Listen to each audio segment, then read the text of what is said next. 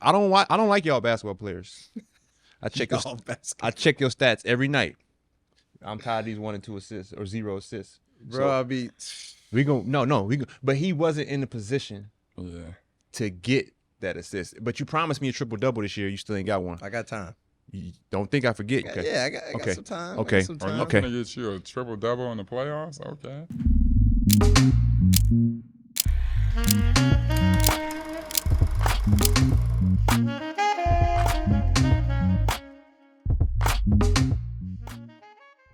So, man, I'm excited, man, about this one. You and I go way back before we even met.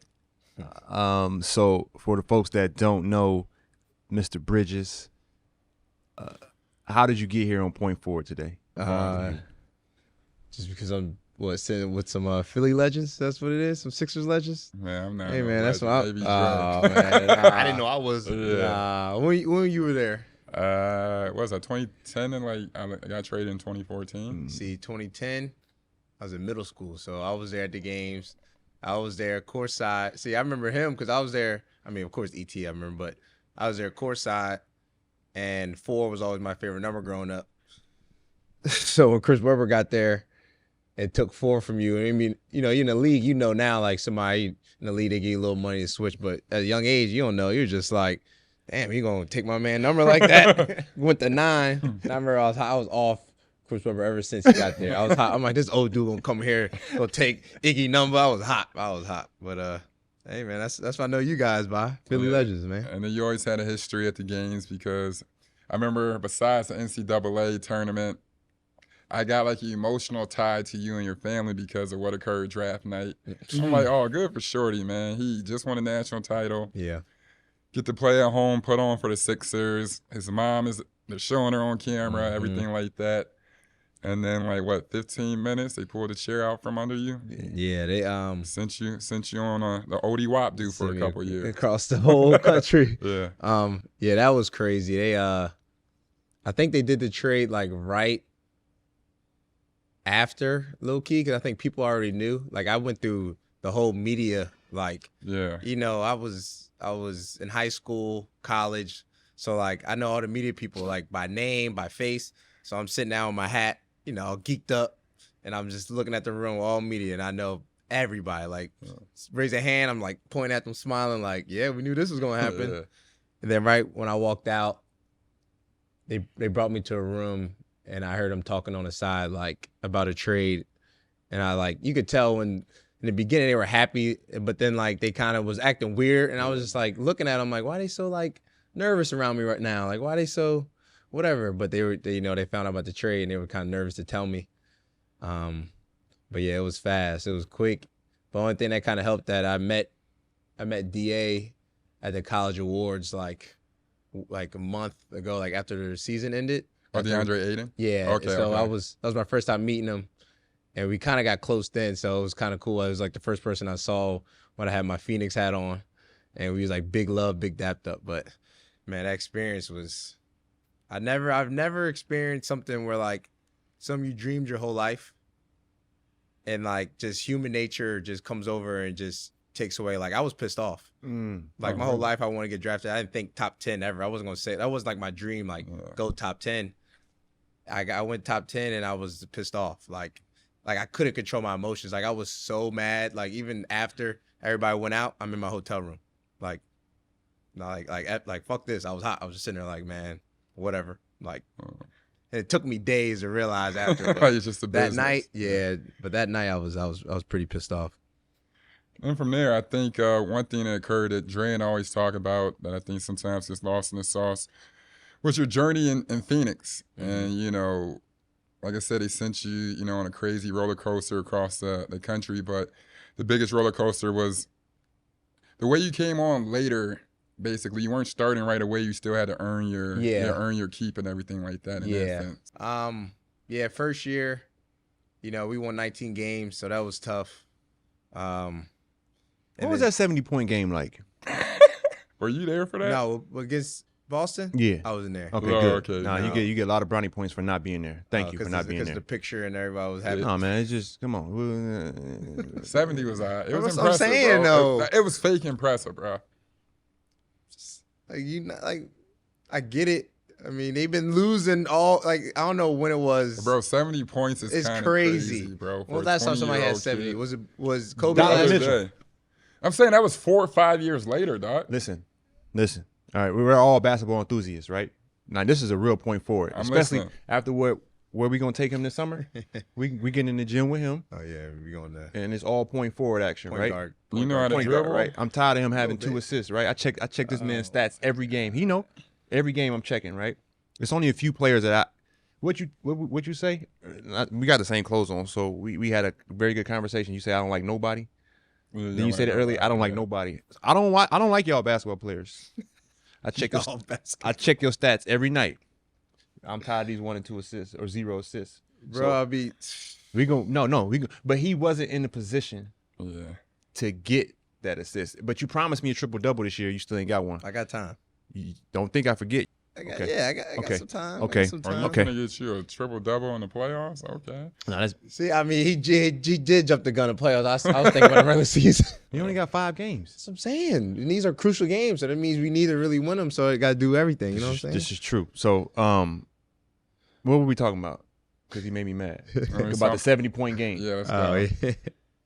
Listen, man, You happy I wasn't you can't call timeout 3 or 4 times, draw the plays, and you down 45, 55 points. Okay, see, I don't know nothing about that. Yeah, but maybe I should rewatch the game. How about I go back and just watch No, it? how about you don't go watch At it? the same time, wasn't Earl Watson like hired to kind of like coach them through that haven of, I guess it was supposed to be teaching?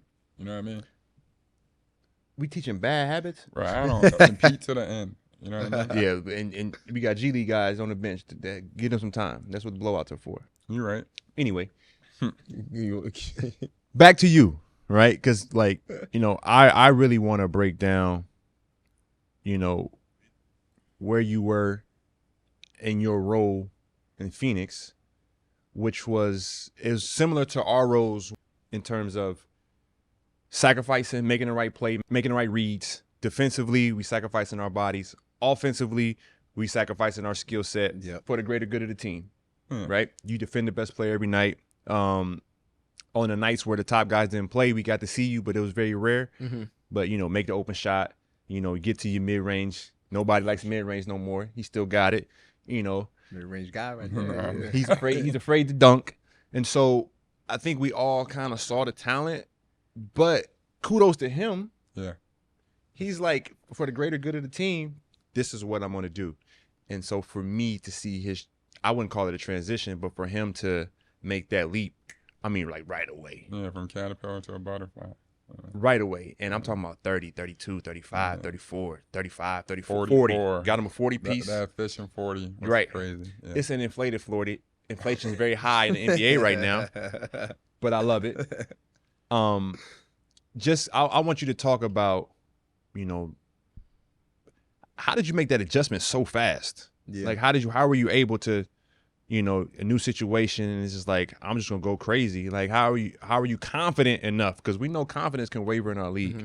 Being confident enough to know like who you are that fast. I kind of want to say it happened like a month before. A month before I got traded because like everybody was hurt. Like, you know, like Book, C, DA, DA was in and out, but C Payne was out too. Cam Johnson, we had no Jay Crowder, so we had like, you know, a lot of guys out, and I had more stuff on my plate at that moment, and it was tough because telling a guy that, like, you know, played beside Book and C who has the ball dominant and I'm in a corner to now be those type of guys. And, you know, the most thing that I take away from watching Book and C is that making the right play every single time. Like, every single time you touch it. Like, being tired, but you still, with the defense looking at you every single time, like, you might want to jack one, but, like, low-key, the other person's open, and you just got to keep making the right play. Yep. And I low-key struggled for a while. But it was just like growing pains. A lot of coaches just keep talking to me throughout, like, listen, like, this is going to be good for you. Like, just keep going through it. Like, you're going to get better. And also, I'm so defensive-minded, like, having so much more offense started bringing my defense down because, like, now I'm getting tired. Yep. And now I'm one of those guys because I always got the worst defender guarding me, who's usually the best offensive guy. Yep. So I get back cuts because they're lacking, and I started to feel that because now I'm low and I'm getting like a little break, and now these dudes are cutting me like they doing all this, and I was getting really frustrated with that because like, scoring is fun, but like defense is like that's the thing that'll get me frustrated most. Like missing shots, that's just life. Like you work on your game. If you miss, you miss. Yeah. But like defense, something you can control and with your effort, like that was messing me up for a little bit. And I was struggling. I remember I was in Houston. I think I shot 4 for 24, like shot terrible. So I've been through a lot, but all them guys being out, it kind of just worked at a great time. Like that timing of the trade helped me because I was playing well, and I was having that feeling of being a go-to guy with a lot of pressure and a lot of things. And so when that trade happened, it kind of was just like, all right, like you've been through it. Yeah. Now it's like there ain't no more just learning curve. Like you've been through that learning curve. It's time like they got you here. They ain't a good like.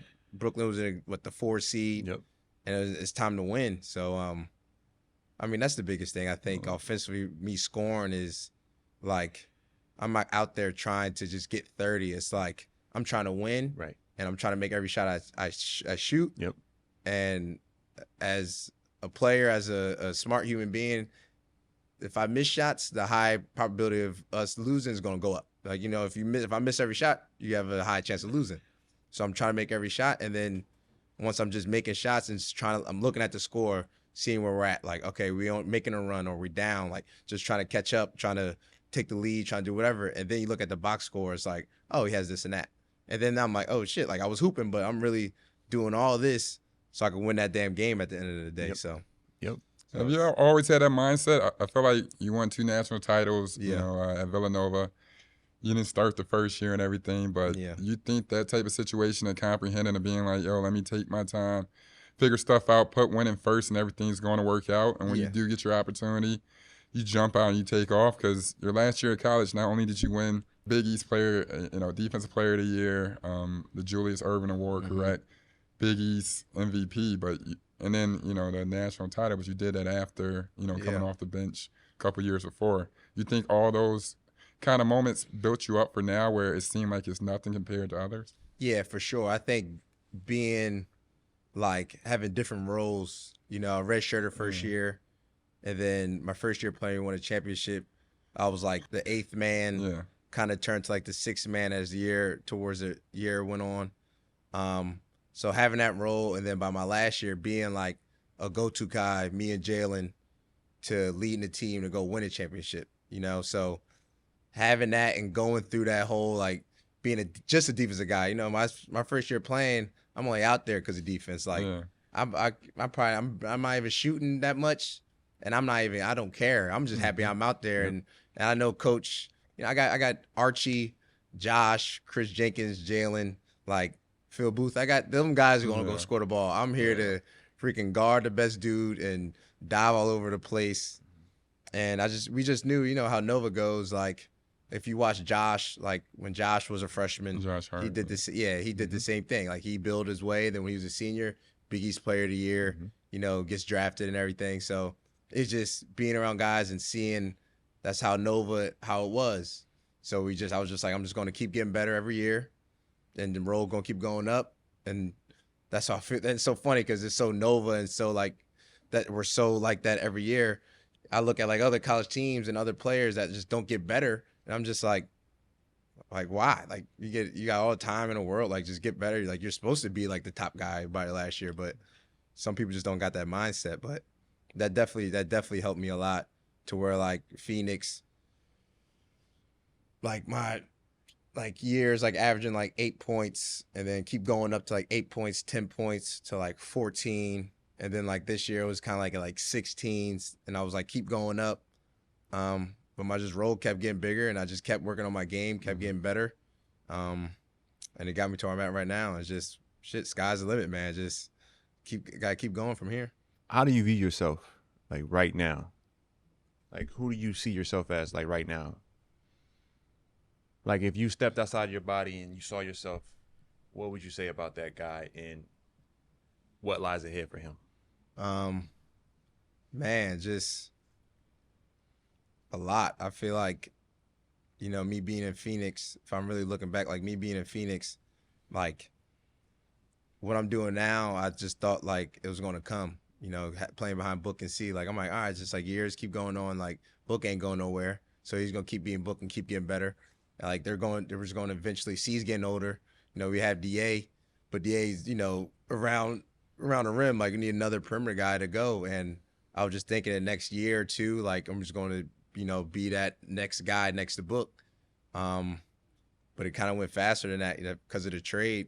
But I don't know. Me right now, if I look at myself, I see great things. I mean, it's just all about work ethic and just what I got to keep doing, especially when the season ends, just to keep learning. I didn't think I was going to be no one option like this fast, like I said, because I'm about to trade. But now I just got to learn from it and, like, shoot, do I see all-star? Do I see all that in the future? I mean, always. Like, I felt like that when I first got in the league. Like, I'm not writing down, like, this in the first 5 years I got to be one. Just, like, eventually, you know what I'm saying? Like, Kyle Lowry was an all-star till, like, what year in the league? You know what I'm saying? Just 7, 8, yeah. It's all about opportunity. There's a lot. Like, opportunity, y'all know in the league, like, opportunity is the biggest thing. Yeah.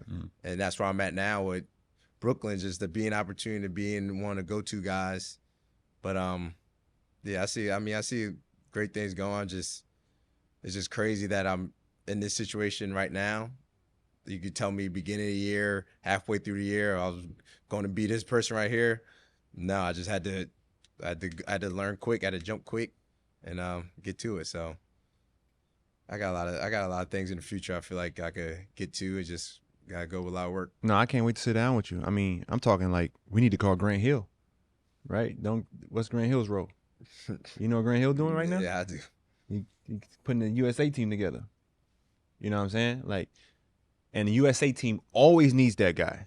Like, I was that guy, not as an efficient scorer as you, but I was that guy that got on the USA team because it was like, all right, he leads his own team, but we need him to defend. We need him to make plays. We need him to play hard, rebound. We need him to be that sacrifice guy. We can't have everybody be the go-to guy on the USA team. That's where we get in trouble. You see what happened when Drew Holiday came. When Drew Holiday showed up, oh, you just seen him. He just tapped that ass in the finals, right?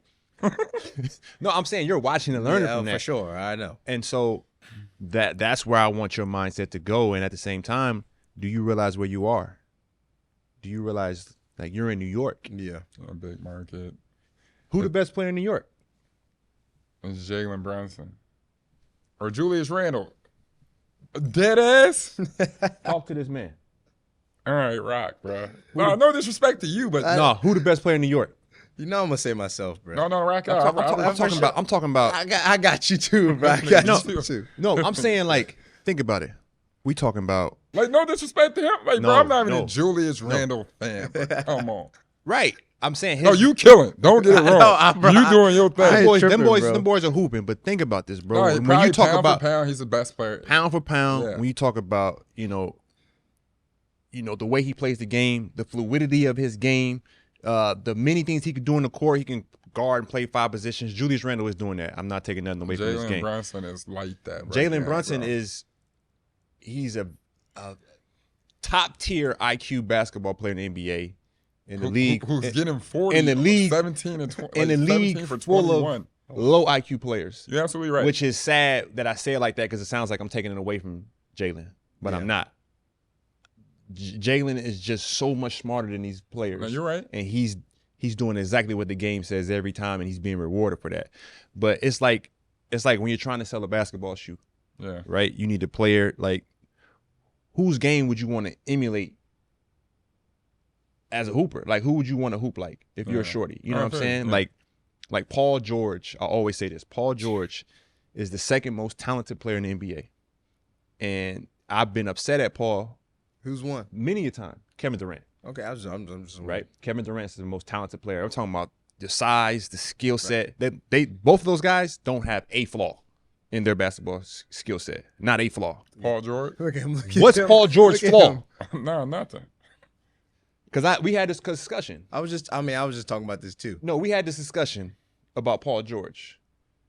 Somebody said he doesn't do any one thing great. I'm like, Oh, that's tripping. That's He's cap. tripping. That's cap. what doesn't he do No, great? he's two-way. He's an elite two-way player, which is good enough for me. What can't he do? Is Right, what I'm saying. pass, great. Size. He can pass the ball. He could dime.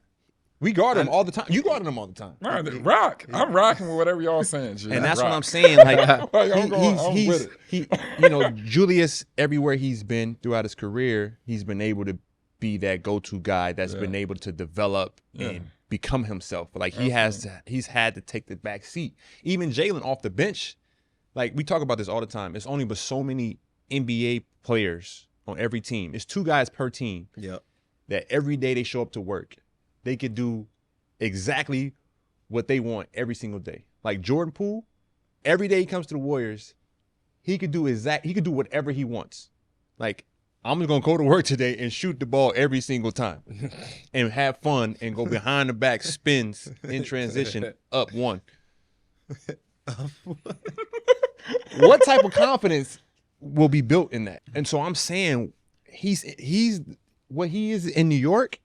And I think we had it with what Brooklyn had with Kyrie, KD, James. For whatever reason, didn't work. Those guys done played more games. I saw that stat. Y'all done played more games than they did already, more minutes. That's crazy. I was like, whoa. No, New York's open for a taking for sure. And in situations, sometimes it's a beautiful follow-up because when that turmoil occurred, you're looking for a breath of fresh air. So you get Dinwiddie back, who's great media-wise, a great talent. You get the shooter Cam Johnson. You get Mikal, who's marketable and a great guy. So when it's coming down to it, it's like the media windstorm that's around it is no longer that, because at the end of the day, there's no crazy energy falling around. This dude's a happy kid. Everybody else is happy.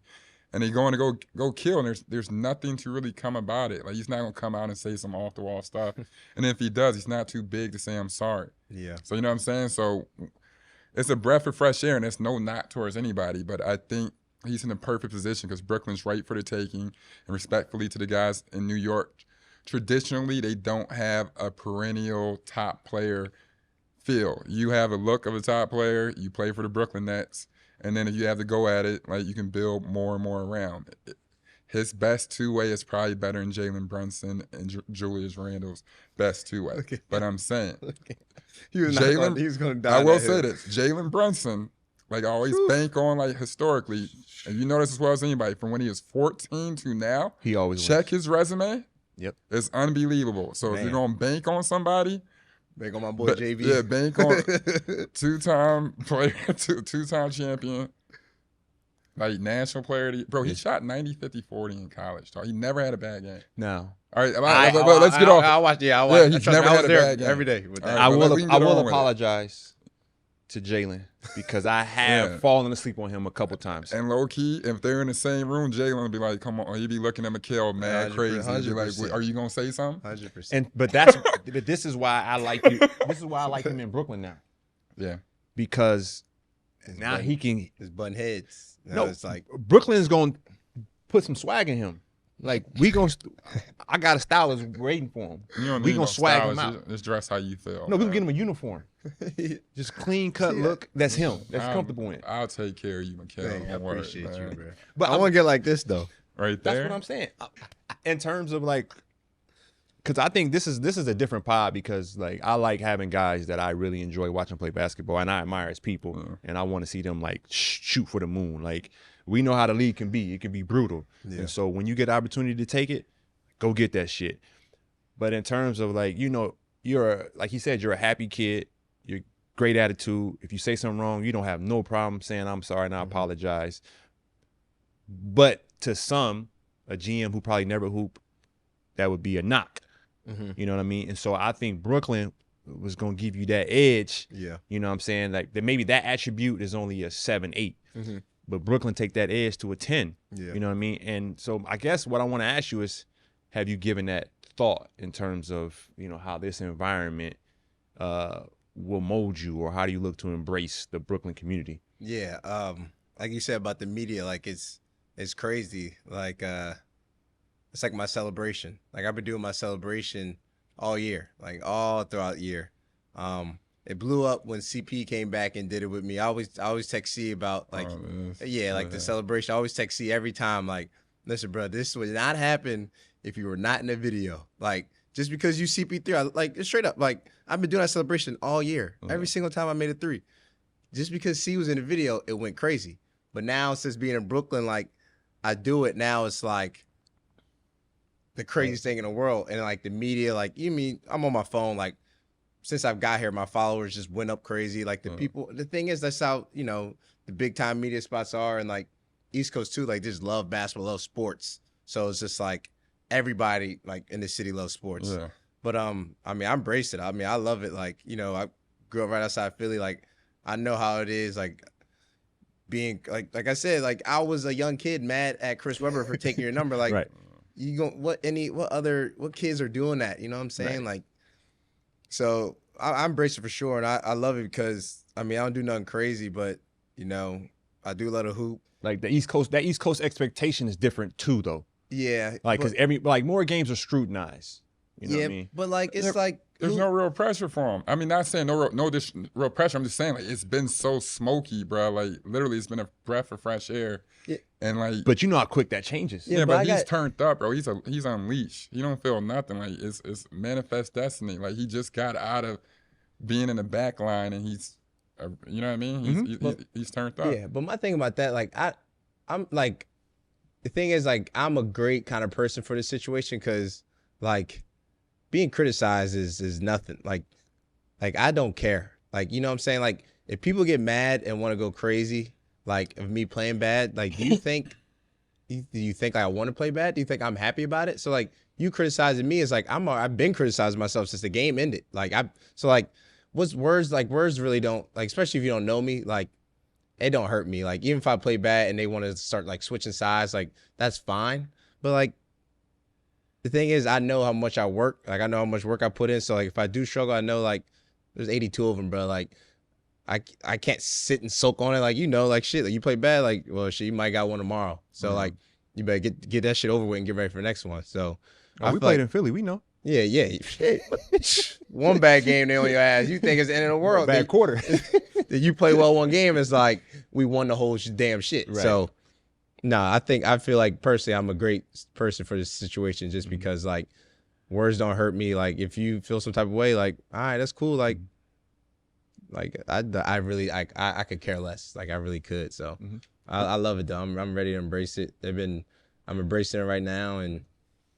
Things going good. We just need to get some wins with it. Yep. All right. Well, we always have this part of our show that we always use. You listen to our show. It's called, Guns and Butter. Yeah. People think of the macroeconomic principle, but it's really a scene from the movie Baby Boy with Veen Raines discussing, the micro decisions that somebody made that might not seem big in a moment, but in retrospect, it paid huge dividends to, your journey. What do you think is, one of those moments that you can share with us? I think being in middle school, honestly, like, because you see the kids now, like, on the internet, like, how foul they are with everything. Like, I was one of those kids. Like, and I was, like, a big class clown.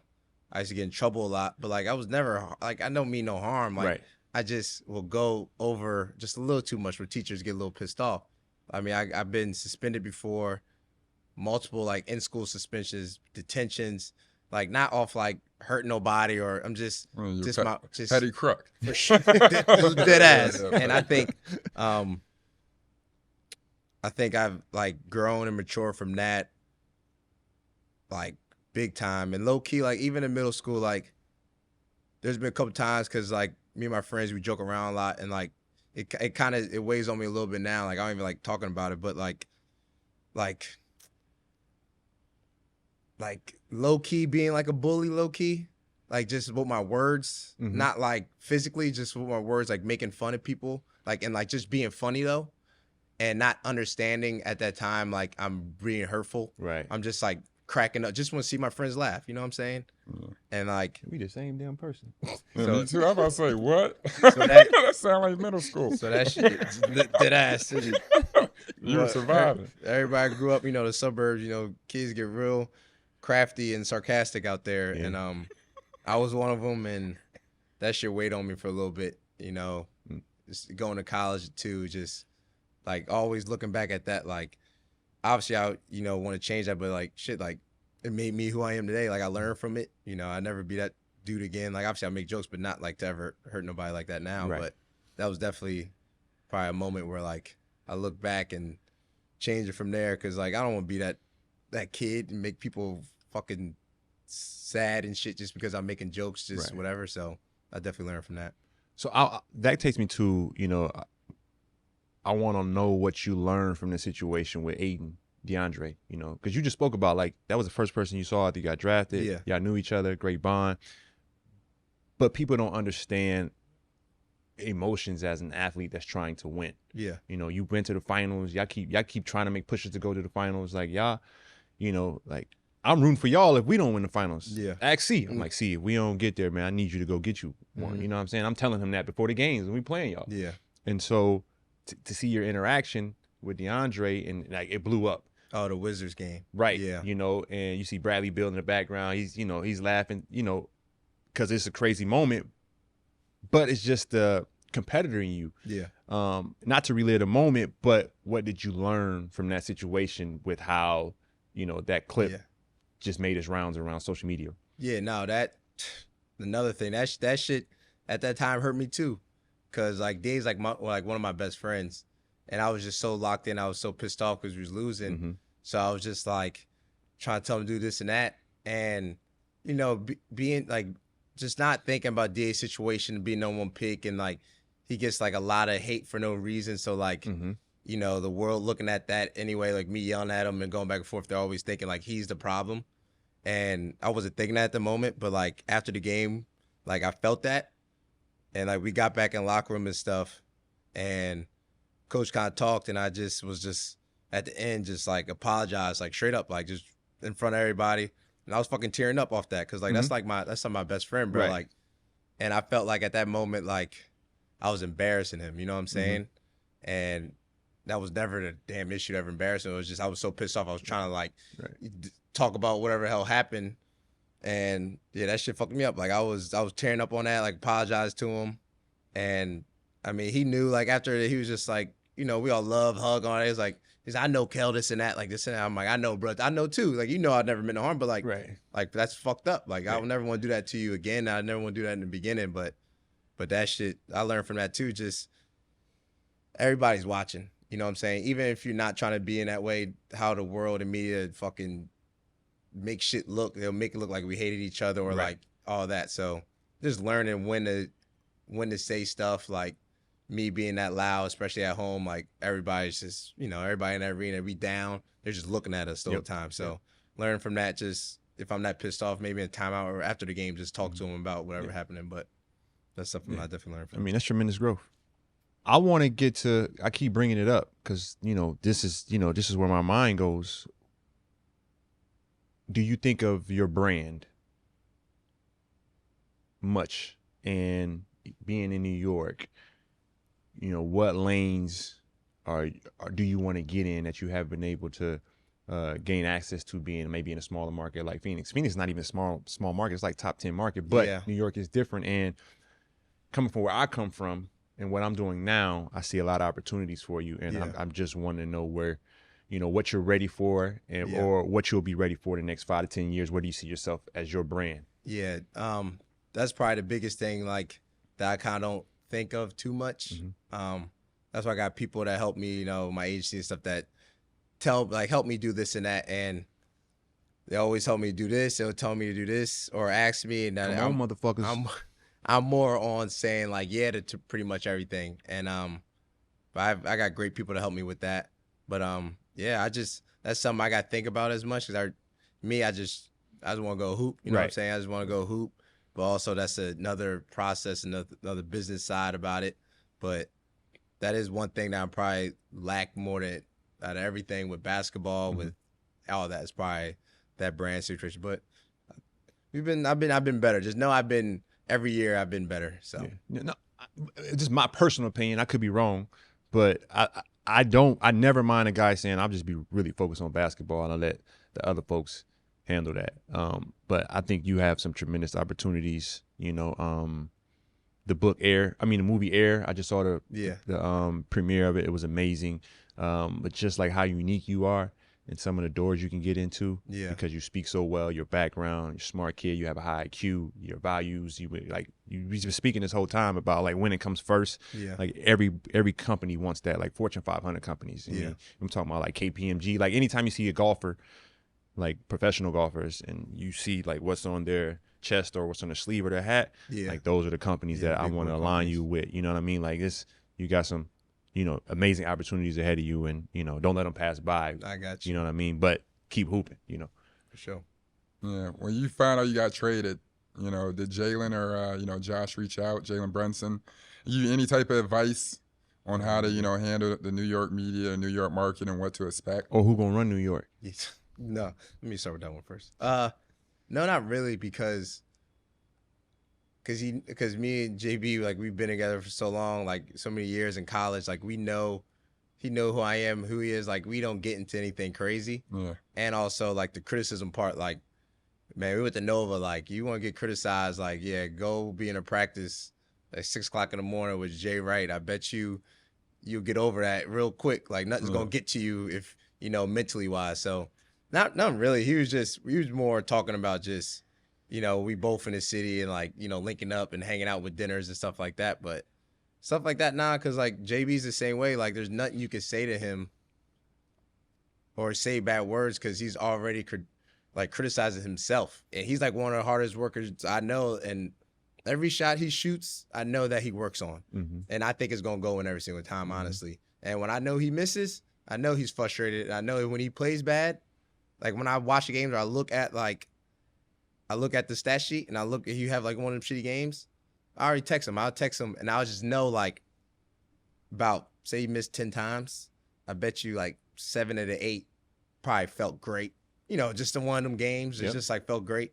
But nothing crazy because we both the same, so we don't care about criticism at all, and we really be chilling, so nothing wild. Josh, on the other hand, Josh more of a media guy. He's more out there, and but Josh, same shit. Like Josh will bark back a little bit more to me and JB. Like somebody talk shit about Josh is quick. Josh if the media criticize him, he's on his ass, but But Josh is also tough as fuck with like mentally as well. Like ain't shit you can say to me that I haven't already been through that's gonna ever like let me feel some type of way. So we Nova, man, that shit different over there. I'll tell you that now. That just being there with Coach Wright, he gets you prepared for these situations. For real.